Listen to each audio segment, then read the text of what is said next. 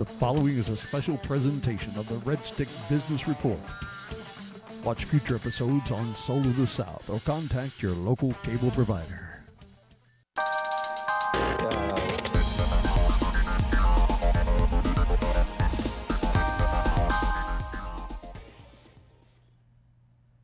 Hi, welcome to this week's episode of the Red Stick Business Report. The Red Stick Business Report is a 30-minute show that will give you an insightful and inciting look into some of Baton Rouge's community and business leaders. The information that we share with you on this show is not to impress you, but to really impress upon you that you too can make a difference in this community and in this world. So, with no further ado, I'm going to go to today's guest, Mr. Bruce Walker. Bruce? Hey, Howard. How you doing? Thanks for coming on, Bruce. One of the things I want to let our audience know, just some of the things that you are. You're an author, business owner, father, husband, community leader. I mean, that's a full plate. That is. I keep pretty busy, Brother Howard, and to God be the glory. Not quite a husband yet, but still working on it. Okay. Right we had that part a little wrong, but we'll be there soon. Yes, sir. Yes, sir. She'll Howard. be glad to hear that. Yeah, I'm quite sure. On TV as well, Howard. Hey, it's on tape now, so it's there forever. But with that said, let's start back in your early years. You know, when I looked at your bio and saw some of the things that you'd gone through, starting with the Iberville projects in New Orleans, and let's just talk about that experience a little bit. Yeah, being a native of New Orleans, Howard, I was, I guess, now that I look back on it, I had the fortune of growing up in the projects, but I think during the times that I grew up in the projects, it was a lot different than they presently are. As a matter of fact, most of them don't even exist anymore back home. The only one that actually exists is the one that I actually grew up in still today. But back in those days, growing up in New Orleans in the projects, I think you pretty much faced the challenges of modern days. It was just on a different level, I believe, more or less. Howard, and those adversities that you face growing up in the project or wherever, where America has termed the ghetto, is pretty much going to present the same challenges as trying to come out.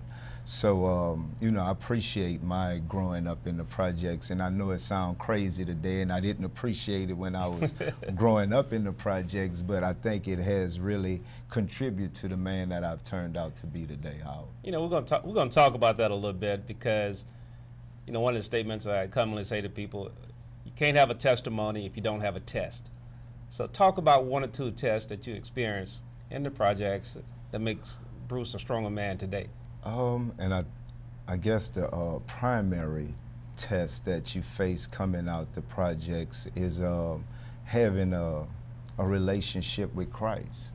So often in the community, Christ is not presented or made available at a level where the young disadvantaged you could really understand it. So I think one of the biggest things that I've ended up overcoming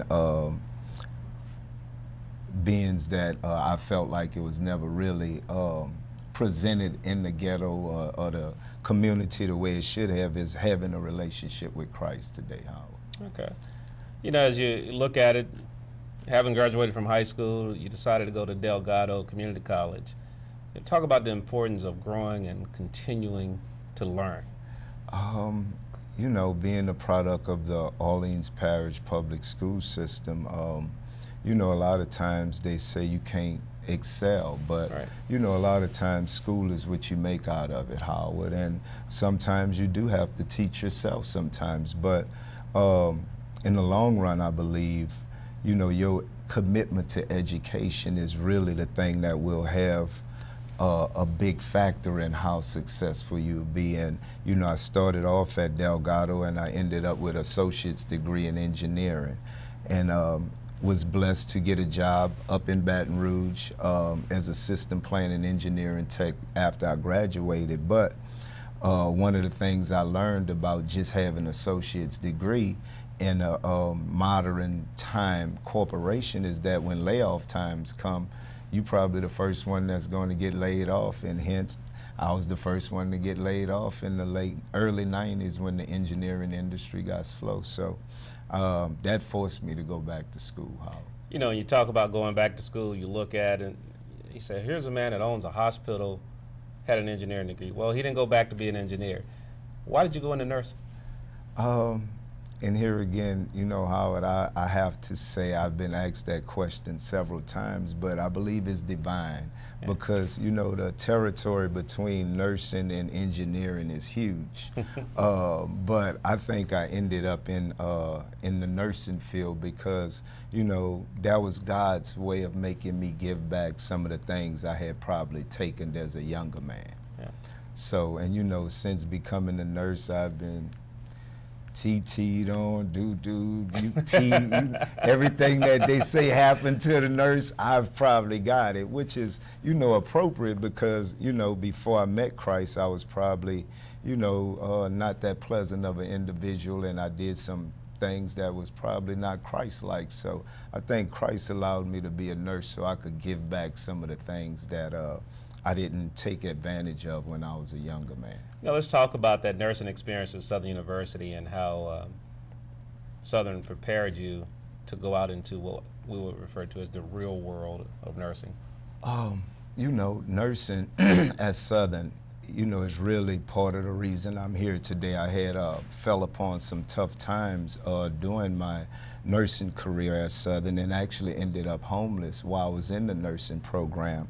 But it was that program that gave me the support that I needed to stay in school even through that tough time. So, you know, the program at Southern University, the nursing program at Southern University has impacted my life in a way that I'm still dedicated and passionate about Southern, the school, the nursing program still today, Howard. You know, we're going to come back and explore that a little bit because you said a couple things that I gotta touch on as we come back for our next segment about the nursing program, but how it actually propelled you into what you're doing today. Not only prepared you, but propelled you into it. So with that said, we're gonna go for a commercial break and come back for the next segment of the Red Stick Business Report with Howard White, your host, and our guest, Mr. Bruce Walker.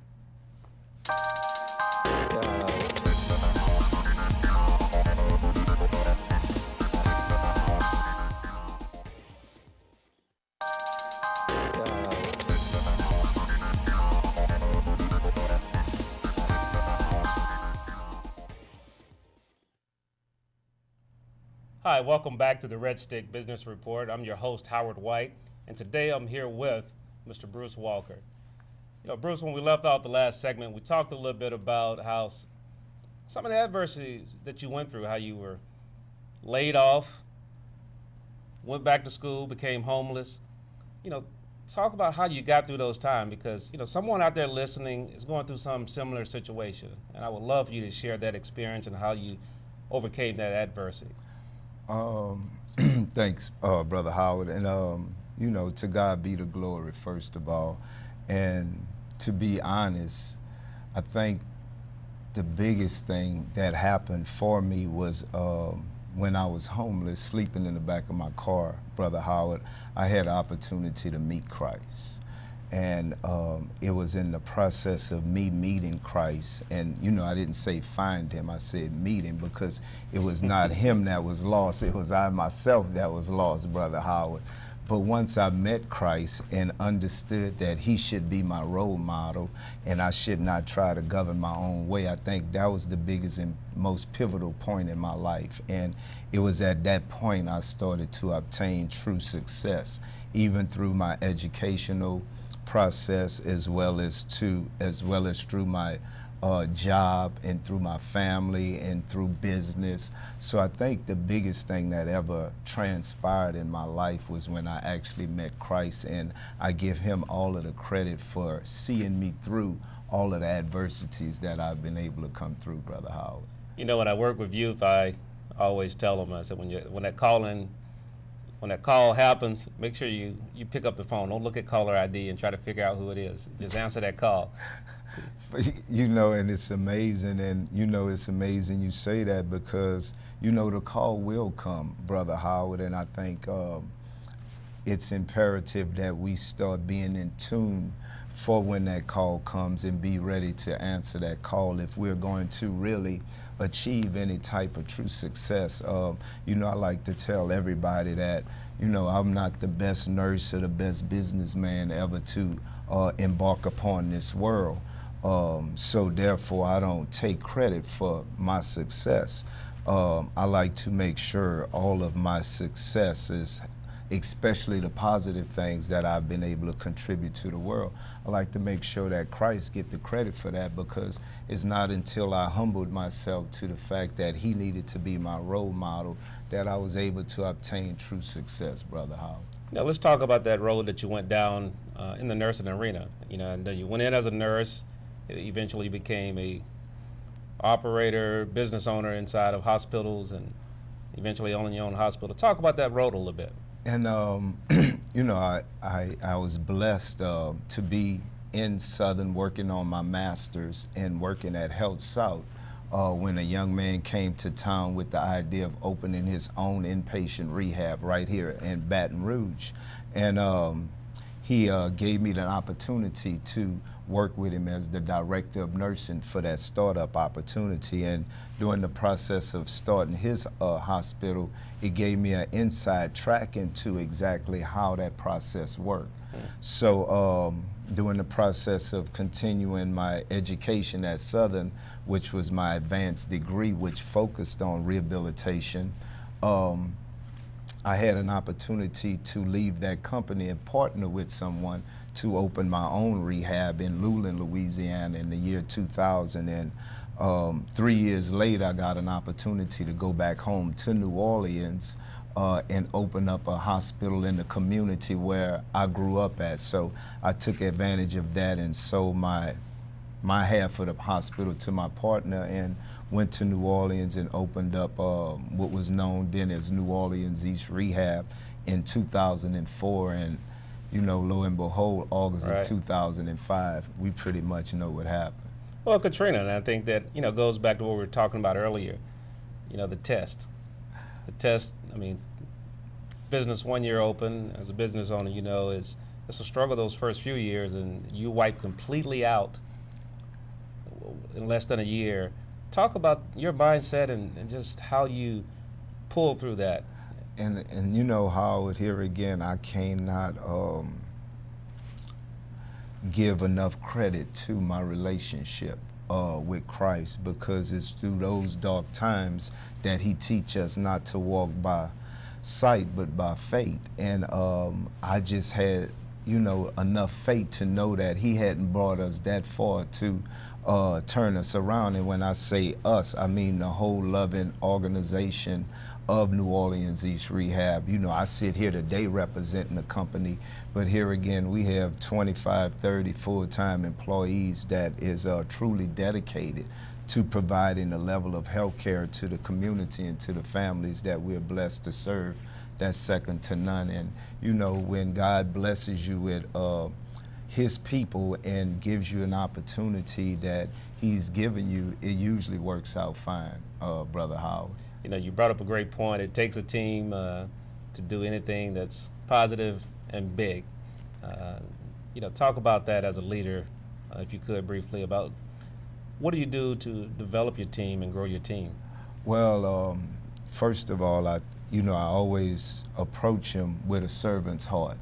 And we go under the premise that nobody works for nobody but Jesus, so everybody else works together. So with that in mind, that is pretty much our motto, along with providing each and every client that we're entrusted with what you expect and more. So with that in mind, that is how we've been able to see the success that we've been able to see. We take a family approach to caring for our patients, Howard. You know, as we get ready to wrap up this segment, we're going to come back and talk about one of your new projects, one that you're very excited about. It's your new book, gave you a new title, author. Very few people can say that. So as we come back to the third segment, we're really going to dive into the book a little bit and just share that information with our listeners.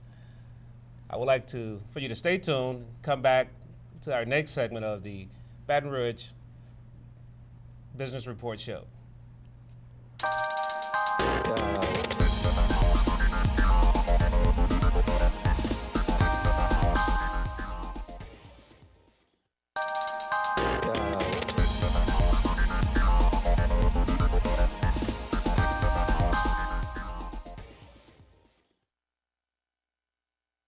Back to the Red Stick Business Report Show.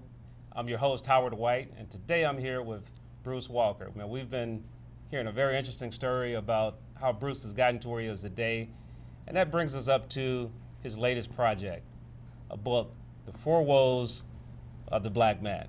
Bruce, what inspired you to write the book, first of all?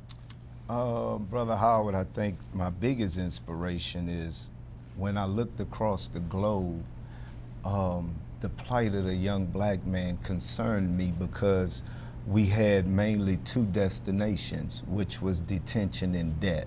And, you know, for just a little over 150 years ago, for him to be such a precious commodity and now for him to be killing himself at an alarming rate and nobody's addressing it, you know, for me it became a humanitarian issue, Howard. Well, if you would, share with our viewers, what are those woes? Well, for me, you know, there's thousands of distractions or woes that we face every day, but the foe that I found consistently that showed up in most of the young men's lives who not living the way Christ intended for them to live was, number one, was a lack of a relationship with Christ. We don't know him the way we need to, Howard. And number two is a lack of education. You know, it was just less than 150 years ago, it was actually illegal for us to learn how to read and write. And now we have the opportunity and we're not taking advantage of these resources the way we should. And number three is drugs. We've allowed drugs to come into our community and pretty much have its way, and nobody in the community really ever get rich off of the drugs. How would it, you know, I like to pose the question, when have you ever met a retired drug dealer? And you don't, because he don't exist, because it's not designed for it to be that way. And, you know, last but not least is multiple women, Howard. And as young black men, for several reasons, but we waste a lot of time trying to manage more than one young lady. And unless you Solomon in all of his splendor, in order for you to have more than one lady, you pretty much have to tell a bunch of lies. And it's hard to be in God's presence while you constantly telling lies. So, you know, as I looked across the globe, those four principles showed up consistently in every young man's life who was not living the way God intended for him to live. You know, when I think of the four woes, it starts with relationship, and the last one you talked about is relationship, but it was talking about finding Christ, and we talked about that earlier in an earlier segment. You're not just finding Christ, it's accepting him. Exactly. Now, talk about that, because to a lot of youth today, the whole idea of Christianity and, you know, there's a higher being that controls my life, and I won't say control, but actually that helps guide my life if I accept it. Talk about that a little bit as you talk to youth in particular. And you know, the main thing I try to communicate to the youth is that Christ walked this earth mainly to be a living example of how we should live our life. And anytime we make anybody else our role model, we'll probably struggle. Right. So the thing that I try to bring to them is that, first of all, I try to present Christ to them in a friendly manner. You know, not so much the fire and brimstone, die shall not Christ of the Old Testament, but the die shall Christ of the New Testament. And then I try to share with them the type of love Christ actually have for them, because most of us are used to that eros love, which is that love when you love because of. Right. But the love God has for us is an agape love. And that's when you love in spite of. So the thing that I try to communicate to them more than anything is, no matter what are you doing right now, don't think it's that bad to where Christ can't love you. You know, let's talk about that a little bit, because just ironic, this morning I'm doing some study and meditating, and that I am attitude, you know, ties into what you're talking about. What you say after that I am is what you gravitate toward. You know, too often people wake up, you know, I am tired. You wake up, I am tired. Something's wrong with that picture when you wake up, I am tired. That's how I feel, but that's a whole nother story. Talk about that a little bit as a business person and as a family man, how important it is to have that positive I am attitude. And I think, you know, this whole world was spoken into existence. Right. You can't forget that, Brother Howard. You know, he said, let there be light, and there was light. So that is the power of spoken word. And whatever you speak into your life, a lot of times, that is what's going to exist. So, you know, and I understand, and I think that's why he, you know, makes sure it's taught to us not to walk by sight, but to walk by faith. And, you know, because when you get up in the morning and you turn on the news, the things could be so bleak that you don't want to move. But, you know, that's the important to have faith that God is still in control, and he will make this day a better day. And this is one that he has made, and we shall rejoice in it. So I think, you know, the most important thing in being positive is having a true understanding of the Word of God. And, you know, when you could stand on the Word of God and his principles, I think those are the things that really help you through those unforeseeable days, Brother Howard. You know, one of the questions I love to kind of wrap up the show with, and looking forward, if you would, 15, 20 seconds, what does Bruce Walker want to be remembered by? How do you want to be remembered? What's your legacy? My legacy, what I would like to be is a Christian revolutionary. How about that, Brother Howard? You know, God has given me a calling to save 100,000 young souls for his kingdom. So that's what I'd like my legacy to be, a Christian revolutionary. You know, as we get ready to wrap up this week's show of the Red Stick Business Report with our Christian revolutionary, Mr. Bruce Walker, we're going to speak it as it is, not as it was. Amen. So I would ask that you tune in next week for another episode of the Red Stick Business Report Show. Thank you. Brother Howard.